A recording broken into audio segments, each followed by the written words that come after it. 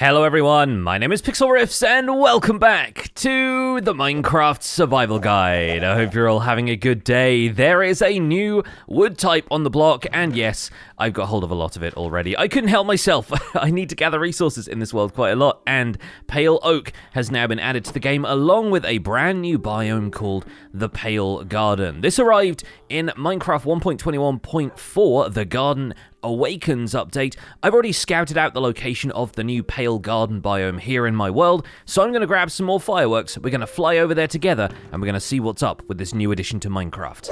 So my first official piece of survival guide advice for locating the Pale Garden is to first track down a dark oak forest, because the Pale Garden not only looks like a dark oak forest, it is specifically supposed to be a variant of the dark oak forest, and you can't really have one without the other as far as I'm aware. Like dark oak forests, they can border on other forest biomes like this regular temperate forest or a birch forest biome, but the way the Pale Garden works is that it's sort of like what a meadow biome is to the plains biome. It is a dark oak forest that has hit a certain elevation, at which point it becomes a different type of biome, and that's why you'll typically find these Pale Garden biomes on hilltops. The way Minecraft's terrain generation works, every time terrain reaches a certain height, it has a chance to transform into a different biome if the elevation continues to grow. A lot of snowy biomes will eventually become frozen mountain peaks that way. A lot of warmer biomes will create stony peaks once they reach a certain elevation, and plains biomes, once they hit a certain height, will become meadows. So that's now the case with the dark oak forests as well. Once a dark oak forest hits a certain height, I think it becomes a Pale Garden almost automatically. And we'll be able to observe this effect as we come over the top here, because you can already see one below us there, but this right here is the major example of the Pale Garden biome that I've found in this world so far. And I actually approached it from this direction, so we're going to take a look here and turn around. And as you'll be able to see, this ridge along here is dark oak forest, but the ridge above it, the one where the elevation reaches a certain height, that right there is a Pale Garden biome. We're going to alight on this nearby tree, we're going to step down into the Pale Garden, and something you won't be able to see from inside the garden quite so clearly because of the reduced visibility and the fact that you can't really see the sky. If you step out into any clearing in the forest, you will see that the sky has turned this ominous grey colour. It seems to merge with the clouds. Kind of looks like an average day in Britain to me, but in this case, it is a sign that you are inside the Pale Garden biome. As if the trees around you and the ominous pits that you can fall into weren't an obvious example of that already. That's just me not looking where I'm going. That's not specifically a feature of the Pale Garden biome, that's just me being inattentive to my surroundings. But as you can see right here, this is a perfect example of Pale Garden foliage. There is grass as per usual. The grass blocks maintain this biome tint that's a desaturated, almost grey-green. And around us, we have a few different blocks. The pale oak wood is one I'm already familiar with. These grow in pale oak trees, which are just a variant of dark oak trees with hanging moss hanging from their leaves when they generate naturally in the wild. You'll also find pale moss on the floor. This is a new variant of the moss block, and I think this has really interesting potential for moss mining. If I search my ender chest for some bone meal, and yes, we have some bone blocks in our utility shulker box, I can show you that yes, if you bone meal pale moss, it transfers to the blocks around it. It will grow to cover any dirt or grass variants in much the same way that regular moss does. The difference though, no azalea shrubs start to generate. You only get grass or moss carpet, and the moss carpet actually has a neat effect. If we grab some of this and put it up against a tree so you can see the effect at work here, it actually grows this little section up the side of a tree. If you bone meal that, it will grow an additional block. It doesn't go any higher than 2 blocks, well 1.5 blocks I suppose technically speaking, and you can still get to the top half of that block past the hitbox of the moss on the half below. But either way, that now covers the bottom block of the tree here, and whatever surfaces that you place these moss carpets next to, they'll just grow a little bit of this adjacent to it. You can remove that though. If you want to remove it entirely, you just take away the carpet. But I'm going to bundle those two because those are really interesting case studies in new blocks. We can take those home and do whatever we want with those. I'm also going to grab some of the pale hanging moss. So I'm going to grab my backup gearbox here where I've got some shears. We're going to grab a couple of pieces of this, which was punchable at the time it started development, but I think at this point, yeah, it breaks if you punch it, so you do need shears in order to collect it. Unlike the normal vines that you get in swamps or jungles or cave vines that you find in lush caves, you can't climb pale hanging moss. It's too delicate for that. Instead, you're just going to find yourself jumping up and down inside of it. But I'm going to grab a little bit of that. It can't be crafted into the moss blocks though. This is simply a decorative block, although it has some other interesting properties we'll get onto later. But once again, we're going to bundle that up. And you'll notice that night is starting to fall, which is a great excuse to take a look at some of the other foliage here in the Pale Garden. These are eyeblossoms, and they'll start to open up as night falls here, giving off these ominous orange particles and this faint glow to the texture, although no glow in terms of actual light emitted. And that is your sign that night is falling and that you need to be slightly wary of your surroundings, because at night, in these biomes, the creaking emerges. I'm going to spend my first night here just trying to survive. I'll throw down a couple of torches, but I won't sleep in a bed until the sun rises, and we'll try and deal with the creaking in the meantime to show you what a menace this new mob is. Because sooner or later, as night has fallen, and you can see that even though the sky is desaturated, you can still see the stars beyond it, sooner or later, as we walk around in this forest, we are going to run into the creaking. At this point, I'm also going to go into my sound settings and turn up the ambient sounds, so hopefully you folks can hear this over my commentary. If not, I will boost them in the mix and leave in a couple of quieter segments. Oh, we've seen the creaking over there in the distance, but the creaking of the forest itself is also there to mislead the player. Oh, the other thing to be aware of, though, is that regular mobs will still spawn in these forests. It's not an environment purely for the creaking in the same way that the Deep Dark is supposed to be just for the Warden. But the creaking over here is this shambling tree monster, which, once it notices that you are looking at it, will freeze in place. The problem is, when you turn away, when you're not looking at it, it will sneak up on you. So it's actually kind of the opposite of an Enderman. The Enderman will get angry once you start looking at it. The creaking will get angry once you're not looking at it. So if I turn away for a second here, suddenly you kind of got to see it move around there. The creaking is upon us. Now you'd think these would be a pretty easy thing to dispatch if they don't move when you're looking at them. Unfortunately though, you cannot destroy them. The creaking takes absolutely no damage from any melee or physical damage source. Instead, it will leave this trail of particles to a nearby tree. And you'll notice that tree is now speckled with another block that we're going to take a look at in a second. But first of all, I have to deal with this zombie. And oh no, the creaking is able to hit me while I'm dealing with the zombie. So that's a thing to be concerned about. And that's one of the reasons we are going to be using a lot of torches in this place to light the area up so that we don't get ambushed by the creaking whilst we're dealing with other mobs. Also, we don't have to deal with other mobs while we're taking a look at this fascinating new example of Minecraft's ecosystem. You'll notice that trail of particles is leading up to this tree. I'm going to dig up a couple of dirt blocks here real quick so that I can pillar up. And there's a creeper right there. So that's the other problem with dealing with mobs at night here. We are going to have our work cut out for us if we want to survive in this kind of environment. So yeah, once again, I'm going to try and get hold of a decent amount of blocks here so that we can pillar up into this tree whilst looking at the creaking if possible. But once you're 4 blocks up, you can safely look away. The creaking is not going to teleport to you in the same way that Endermen do. And as you can see, this one is just having a hard time trying to get to me right here. Another creaking seems to have spawned down there as well. And I think, yes, that one is linked to a different tree. So to explain how they're linked to the different trees, we're going to break off some of these clumps of resin that have generated around this tree as we have hit the creaking. And as you can see, once you hit these creakings, you'll see that the resin clumps actually start to form in a similar pattern to something like glow lichen. But once we break the tree away, we will reveal a block called the Creaking Heart. And this thing is faintly glowing, or it's at least illuminated right now. The Creaking Heart is a new block that generates naturally in these pale oak trees. It can be obtained using Silk Touch, but this is actually the source block of the creaking mob. In a sense, it is the mob itself, and that the creaking is simply a puppet that the Creaking Heart generates every time it gets to nighttime. Now, I don't have a Silk Touch axe, unfortunately, although maybe I have one in my ender chest, so I might try and get hold of one of those, just so that I can make this slightly easier on myself while I'm up here avoiding the creaking's attention. Yes, I do have a Silk Touch diamond axe in here. Okay, perfect. Well, we're going to swap that for the netherite one because smite is going to be no use against these creaking. But if I break this with my diamond axe, like so, we obtain the Creaking Heart block, and you'll notice that the creaking crumbles into dust and disappears permanently. These creaking heart blocks have really special properties. We're going to get to do a lot with these in the near future, but for now, we need to hop down from this tree, deal with the creaking that's down below, try and locate the tree in which that creaking generated, and find our way to another creaking heart. Now, I'm going to get rid of this creeper here first, if I possibly can, because that's only going to be a problem. And did the creaking that was underneath me wander off? No, it is still there. So I did see another creaking making its way through the trees over there. Let's get another hit on that one. Okay, it's directing us to a tree over there. Let's hop down. I'm going to run through the trees and try to find my way to, aha, this seems to be the tree of origin for this creaking.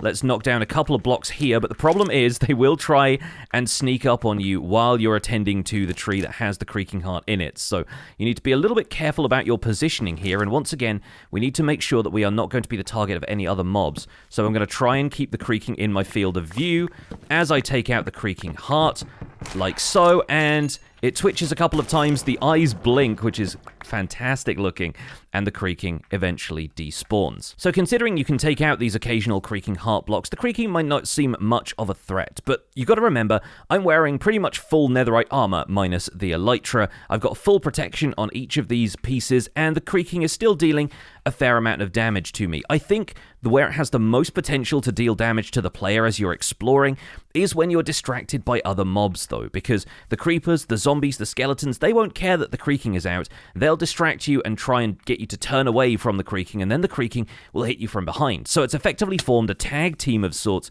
with some of the other mobs in the game, and the only way to get rid of the creaking and eliminate it as a threat is to find this source block, the tree that generated it, and get rid of that. So it's actually quite difficult. Let's tap this one to see, and it looks like this tree right here, if I can get up into the canopy here, and hopefully the creaking won't be able to follow me too far into that, we might be able to remove the creaking heart block from above. We'll take out the 4 blocks that are right here, and oh, it looks like it might not be this tree, actually. It might be a different one. I should look for the resin clumps from ground level, but once again, I'm trying to deal with these creaking from a little higher up.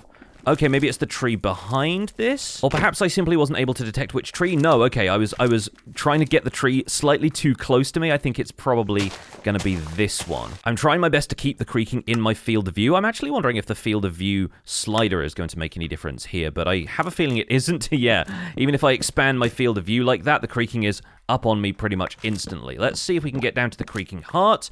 No, looks like it once again was not in this tree. Well, that's okay, because if I pillar up out of this now, if I... Oh, that's the problem. I can't nudge the creaking. Let's try moving it with a water bucket. Yeah, there we go. Okay, it didn't quite like that exactly, but if I pillar up out of here now, the creaking won't be able to follow me, because like I said, as with Enderman, you expect them to be able to teleport, but they cannot. They are going to be stuck in that hole, so that we can hit it a few more times, probably generate a little bit more resin on the tree that it originated from, and hopefully we'll be able to deal with the creaking. Huh, interesting. So I guess it was this tree, I just didn't locate the creaking heart block from above. That's worth knowing, because one of the ways I had considered dealing with the creaking in this forest and making sure that we didn't deal with too much of a problem at night was to go through and take out the creaking hearts from the trees above. But you actually have to take down a lot of the tree in order to find that creaking heart. Now, the sun is rising over there, and as we can see, the creaking will crumble into dust once the sun begins to rise. So this is another way in which the creaking is a fairly unique mob. Let me turn down my FOV, because this is going to make me feel sick otherwise. The creaking is a fairly unique mob in that it only exists during the night. Other mobs will spawn during the night and stick around during the day. The creaking can only survive at night. As we walk around in the Pale Garden during the day, you will find absolutely no creaking spawning here, and that is a hard-coded fact of this mob's biology. It has to exist during the night. During the day, it will always crumble, and unfortunately, at this stage in the game, there are no ways to make the creaking persistent during the day in survival mode. You can't name tag them at all. A name tag simply will not work on the creaking.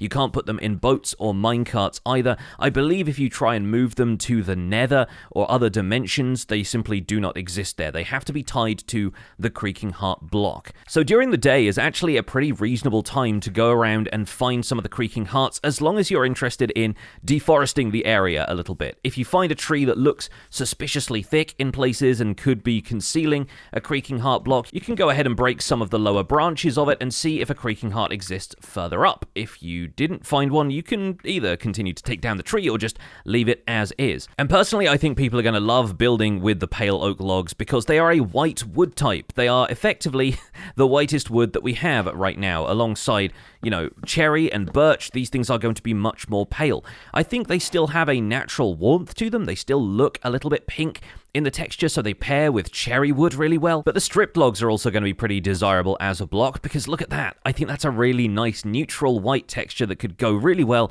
alongside something like smooth quartz. So I'm going to be using a little bit of that as I do some building over in the Windy City and even back at my survival base. But we did notice a few creaking generate whilst I was up in the trees, and the two that disappeared did not necessarily have time to indicate where their Creaking Hearts were to me. So I'm going to do a little bit more exploring here and see if we can find a Creaking Heart during the day. But as far as I can tell so far, it's actually fairly difficult to do. A lot of these trees may not be thick enough to conceal a Creaking Heart. Like this one here, you'd be able to see it from the outside. Even if it was behind that block there, obviously that block there is revealing it. So we need to target some of the thicker trees in the forest in order to find these Creaking Hearts. But even then, some of these will act sort of like decoys and they won't have a Creaking Heart, or you simply won't look high enough in the tree to locate the Creaking Heart block. They are a lot less frequent than I expected them to be as well. Even though there are lots of creaking spawning at night, we found maybe 5 or 6 of them total during the night. During the day, it's really difficult to find which trees have the Creaking Heart in and which don't. Oh, it doesn't help that it's raining either. Oh, now it feels even more British.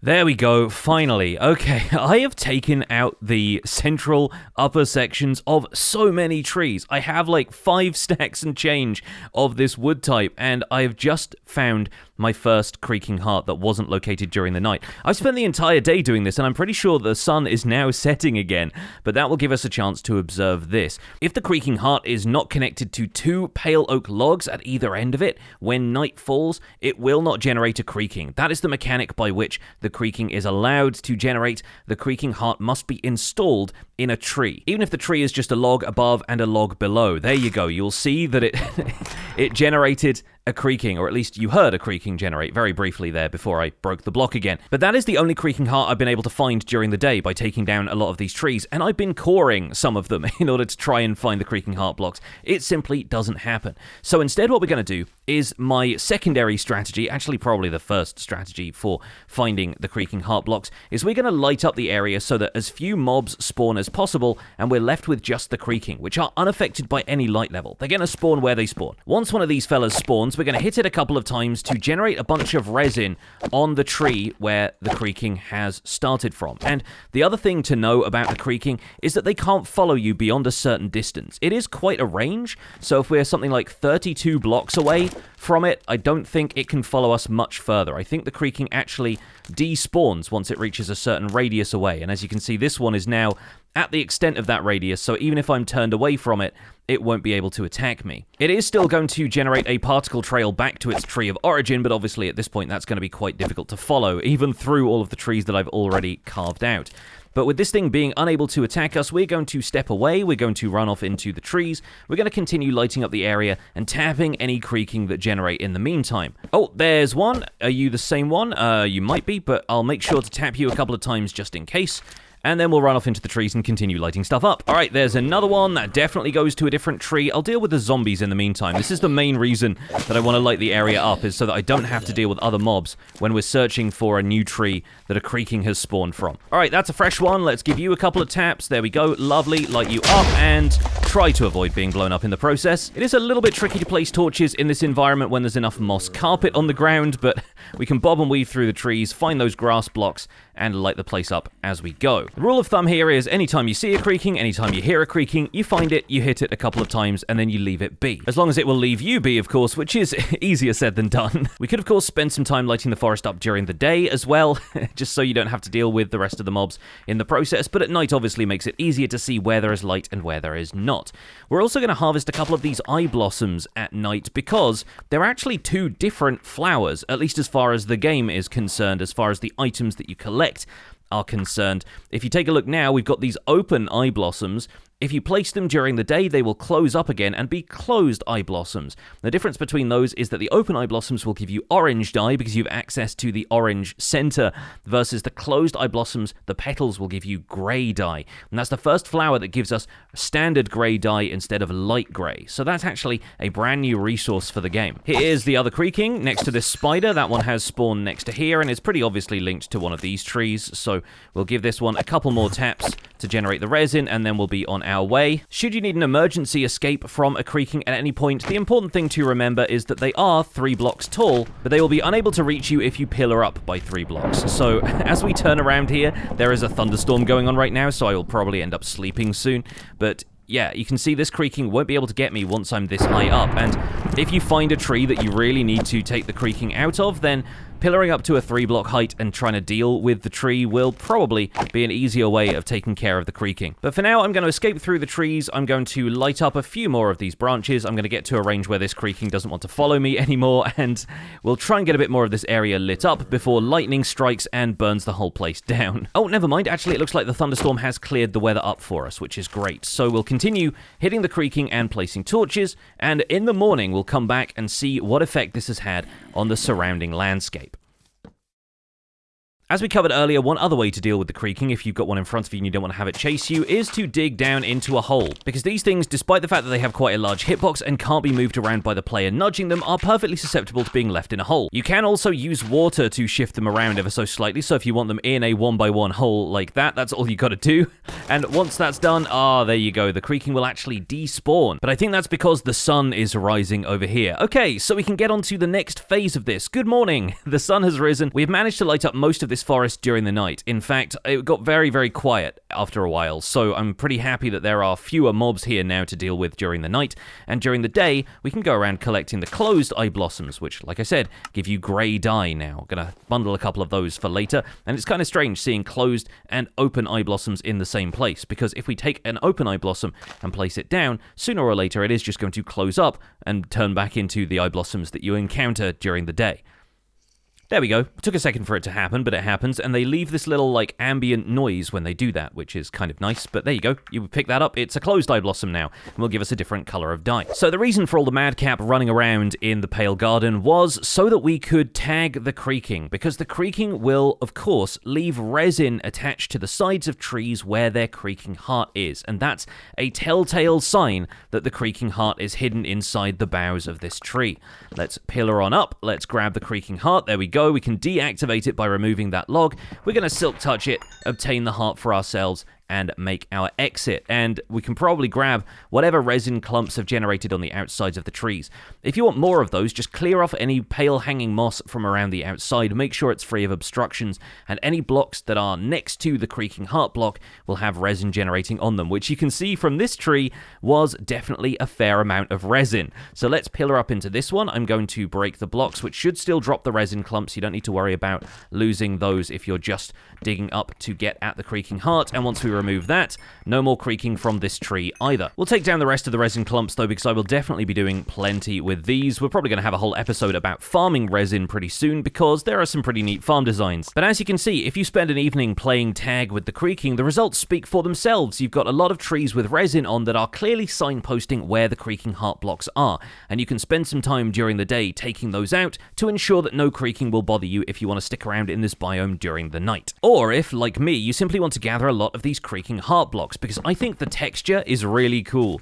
Next to each other, it tiles really well. It kind of forms this scratch through a barky texture. Like if we put a bunch of pale oak logs on top of them like so, but didn't put any underneath, then it wouldn't activate during the night and generate Creaking for us, but it would look like something had come along and scratched the underside of the bark of these trees, as though a bear has used it to sharpen its claws or like take care of an itch or something like that. I like that as a detail for an organic environment like this. Looks like we have another Creaking Heart up in this tree, so we're going to grab the resin from that and find the heart somewhere amid the logs. There's definitely a chance that I didn't tap all the creaking in this environment, and there might still be some trees that are hiding from us thanks to the fact that they have a larger amount of pale moss on, so we should keep an eye out for those at night. But yep, here we go, there's another tree with resin on, and we should find the Creaking Heart just a couple of blocks away. Perfect. So yeah, to summarize, I recommend lighting up the forest during the day so that you don't have to deal with too many mob spawns, but at night obviously you can see where any of those darker areas are. Then it's just a matter of playing tag with the creaking, running around hitting them whilst trying to avoid getting hit yourself, and then during the day you can sleep. To skip to the day, of course, you can just go and find the trees with resin on and locate the Creaking Hearts easily that way without all of this excessive mining of the trees that's going to lead to you getting a lot more wood. As far as the resources of this biome go, I think that's basically everything we need to cover, but as far as the mechanics of this biome and its products go, we are really just getting started. Resin is a case in point, but we can do a lot of really fun things with the Creaking Heart block as well. So I'm going to grab the last few bits of resin from this tree. We're going to head on home to our base, bring all of these Creaking Hearts and pale oak logs home with us, and I'll explain a little bit more. By the way, just in case you're using the same world seed and want to find this particular pale garden, this is about 2950 and negative 800. You'll be smack dab in the middle of that if you go to those coordinates. As always, the world seed is listed in the description as it has been since episode 1, so if you're playing along in this world, you'll find the pale garden here, and of course, there's a little patch of it over there in the jungle. If you haven't explored some of the other dark oak forests in this area, you might still find some of those, but I think because I've been flying to and from the Windy City along this axis, I've probably generated a few dark oaks that would end up generating a pale garden simply because of the elevation. Anyway, my pockets are full of brand new blocks and stuff. I've got a few resources here in the bundle as well. We're going to head back home and recap what we've got there. Hey folks, welcome back. So now we're back in the safety of our storage room and we have plenty of pale oak already in storage. I'm going to show you a little bit more about some of these materials, namely the fact that pale oak can of course be broken down into all sorts of other wood objects. So we have the full range of the wood palette to work with here. Stairs, slabs, you name it, it's got it, including a pale oak boat. We also didn't get much of a chance to take a look at the sapling, which looks like this kind of creepy, twisted willow tree. It's kind of hanging down, drooping in different areas. I like it. It's got a lot of character to it. Doesn't quite look like the tree itself when you grow it, but that's of course because you need 4 saplings in order to grow it. It's just like dark oak. You need a 2x2 area of saplings. Does not have a single sapling tree at all. Personally, I'm hoping they add one in future because I think that'd give the pale oak tree its own character instead of just making it a variant of dark oak. Interesting thing to note about the leaves as well, it's not just a biome color thing. You actually bring the leaf color with you whenever you move them to another biome. So if you silk touch these with any tool, if you collect them with a silk touch hoe for the fastest possible time, or you just shear them with a regular set of shears, you're probably going to end up with a lot of these pale grey-white leaves that you can use for some interesting decor. So let's assemble a little pale oak diorama. We're going to make the Creaking Heart the centerpiece of that, although I'm probably not going to put another block on top of it, because even though it's not nighttime right now, I don't want this thing activating. So we're going to leave that as is, and as you'll see, it deactivates like that. As I said, very excited about the stripped log, definitely going to do some fun stuff with that, but we're going to have the pale oak stairs in here as well. We've got to have a slab on display too. Maybe we'll display the end texture of the log like that. And interestingly, you won't end up with a Creaking Heart activating if the end textures aren't connected to the logs either side. So this one being turned sideways means the Creaking Heart won't turn on. It's got to be attached like it's part of the tree. But we'll display the bark like that and the end texture like so. Maybe we'll make some fences and buttons and pressure plates and everything else, but you get the picture. So from the wood side over here to the other organic stuff, we have the pale moss and pale moss carpet, so we can use those. I'll also bring some of the leaves over here to demonstrate that we also have pale hanging moss as an option. And then of course we have closed eyeblossoms, but we also have open eyeblossoms. And my next experiment was to see if we could put an open eyeblossom in a flower pot and whether it would stay open or end up closing the way it does when it's placed on a block. And I have a feeling that once it's in the flower pot, it's isolated and will stay open, which could be an interesting opportunity for decorators to use it even during the day. But those are the other organics that you'll find in the Pale Garden. Now, the other thing we need to take a look at is resin, and resin has a lot more to it than just the clumps that you'll find attached to the side of trees. By the way, post-commentary Pixlriffs here, I only noticed this when I was editing the video, but the Eyeblossom did close while it was in the flower pot. I haven't broken and replaced that. It was the same flower the whole time, so interesting. Take it over to a crafting table and you'll notice that a block of resin becomes available. So we're going to create at least one of those, and that is a very, very bright block, especially in comparison to its surroundings. Makes sense really though, because the resin should really be standing out from the material that you find it on in order for it to be visible and obtainable. And in a super bright environment, you might not even notice that there are resin clumps on a block at all. They do even stand out against the block of resin though, which is pretty good. And you'll notice that a block of resin is also an insta-break with any tool, even with your fists. So potentially that's going to be really useful as a scaffolding block. It effectively has the same properties as something like honey or slime, but without the texture movement physics that get involved, like honey slowing you down, slime bouncing you, that kind of thing. As far as I'm aware, it doesn't have any sticky properties when it comes to redstone contraptions either, but you can see that being something they would add in the future, can't you? Now, I really like the block of resin. It kind of looks bubbly, like almost like fish roe. It sort of looks like it's got this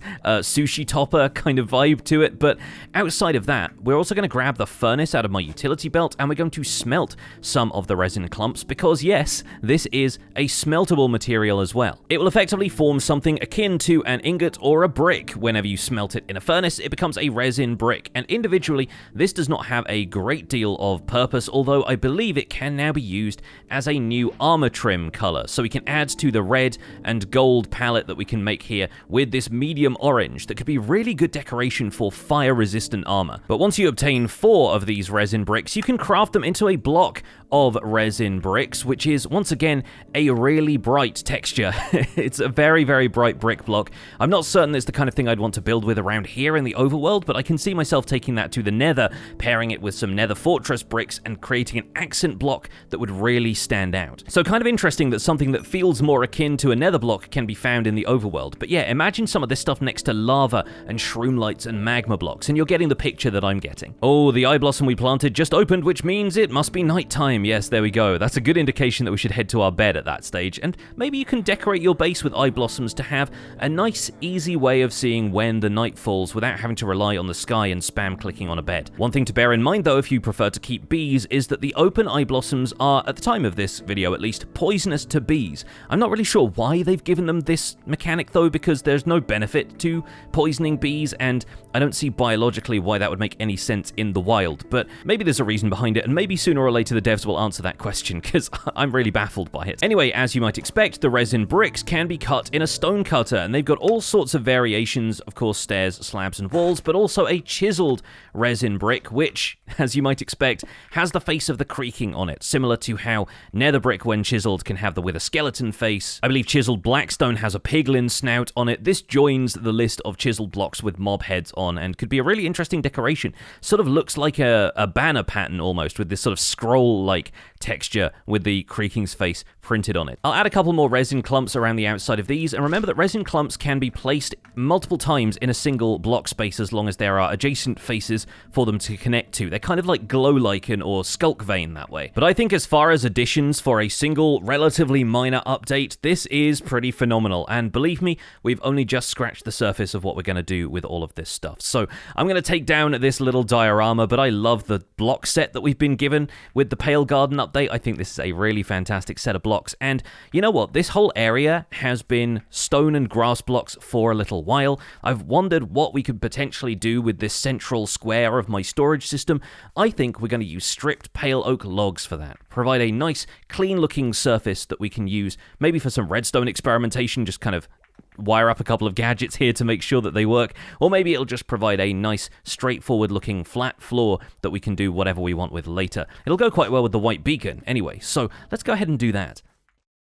And there we go, the whole thing is now stripped pale oak logs with a couple of sea lanterns in the floor for lighting and white glass over the top for that smooth experience, and I quite like it. I think it looks pretty solid. I really like the bark texture of pale oak as a floor texture as well, so maybe we'll do something with that elsewhere in the place. But for now, folks, I think that's where we'll wrap up this first look at the Pale Garden biome in the Minecraft Survival Guide world. Like I said, there are more mechanics on the way. There is more stuff that we have not considered about these new additions, and I can't wait to get into it with you all. So thank you so much for watching this episode of the Minecraft Survival Guide. My name has been Pixlriffs. Don't forget to leave a like on this video if you enjoyed it, subscribe if you want to see more, and I'll see you folks soon. Take care. Bye for now.